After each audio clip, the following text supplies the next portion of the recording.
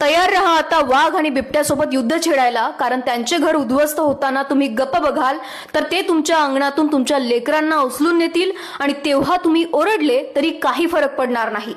सरकारच्या एका निर्णयाने ताडोबा राष्ट्रीय उद्यानातील सर्व प्राणी धोक्यात आले आहेत। सरकारने ताडोबातील अतिसंवेदनशील कॉरिडॉरमध्ये लोह खनिज प्रकल्पाला मान्यता दिली आहे आणि सरकारने यासंबंधित दिलेली कारणे ऐकून तुम्हालाही हसू येईल।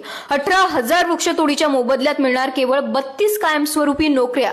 ही कारणे जितकी क्षुल्लक आहे तितकीच ही मान्यता धोकादायक। ब्रह्मपुरी तालुक्यातील डोंगर काचेपार हा भाग राखीव जंगलात येतो। इथे वाघ आणि बिबट्यांसह इतरही प्राण्यांचे वास्तव्य आहे।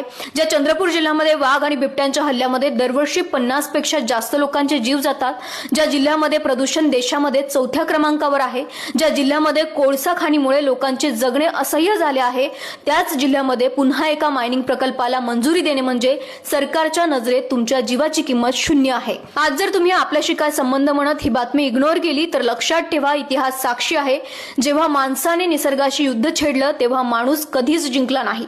असल्या विनाशाविरोधात कोणी बोलो न बोलो मी बोलत राहणार। फक्त तुमच्या सपोर्टची गरज आहे। फॉलो नक्की करा।